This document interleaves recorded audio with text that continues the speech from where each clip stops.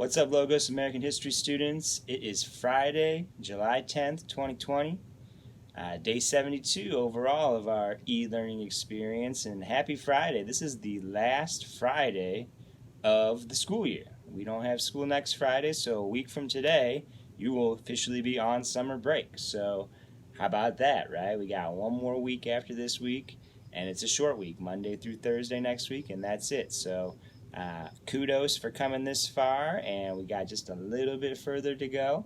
Let's go ahead and take a look at our blackboard and see what's on the agenda for today. We had a very good Zoom meeting yesterday. You see on our class page the note about the Zoom meeting. We will have one more Zoom meeting. We got one more Thursday next week. That'll be the last Zoom meeting. But the Zoom meeting yesterday was nice. We had a real good conversation about, what's really becoming recent American history as we get, further along, closer to the end of the school year. We're getting closer and closer to present time, and so some stuff that you might not remember, but you definitely probably heard about. Yesterday's conversation was pretty much all about the war on terror and 9/11 and the wars in Afghanistan against the Taliban and in Iraq against, first Saddam Hussein and more recently against ISIS, the terrorist group. And the hunt for Osama bin Laden and Al-Qaeda and all the aftermath of what started on September 11th, 2001. And so if you go under our topics tab, you'll see we have our most recent topic, new topic for today, the war on terror.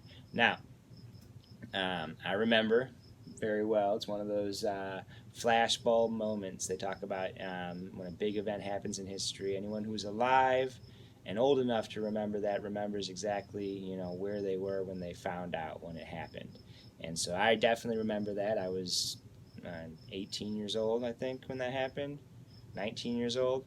And I was at college, and just gotten out of an early class and was walking into the fraternity house that I was staying at the time, and I saw right on the TV this image that we see here, right? And that's an image that will live in infamy forever. The plane crashing into the Twin Towers, planes crashing into the Twin Towers, and as we now know, that was perpetrated by a terrorist group. A radical Islamic terrorist group run by a person named Osama bin Laden. The group was known as Al-Qaeda, and they hated America and wanted to destroy it and kill as many Americans as possible and terrify us. And then really their ultimate goal was to end American involvement in the part of the world that they came from, right? Which is commonly known as the Middle East, more properly known as Southwest Asia. So we're talking about the countries around Saudi Arabia, Iraq, Iran, Afghanistan, Pakistan. The Muslim world is also what it's known as. But it's important to note because this was a big problem at the time and has been ever since 9/11. War on terror is not a war on Islam. Islam doesn't hate America. Islam is not terrorism, right? The people who perpetrated these attacks, their beliefs are not in line with the overwhelming majority of Muslims, right? Any religion can have radicals. There are radical Christians. There are radical Jews. If you go back throughout history, a lot of people have killed in the name of religion, right? And that doesn't make it right, but also doesn't make religion bad, right? Because for all the people who've done bad things in the name of religion, again, the overwhelming majority of people who have religious beliefs are peaceful, and that includes Muslims as well. But yeah, so the war on terror was, and still is, pretty much a mess, and it got us involved in a war in Iraq that, we still have a U.S. military presence in Iraq, even though, the war started in 2003. And so that's 17 years later, we still have troops there. It's reminiscent of the Vietnam War. And that just keeps going on, and there's really no end in sight.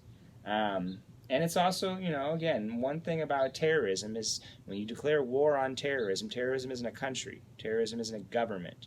And so you can't really kill terrorism, right? You can't destroy terrorism. And in fact, many of the actions taken during the war on terrorism, during the military actions in the Middle East over the past 15, 20 years, have actually inspired more terrorism against the United States and other targets. And so that gets us to our question of the day. So for the question of the day, you'll find it under the assignments tab.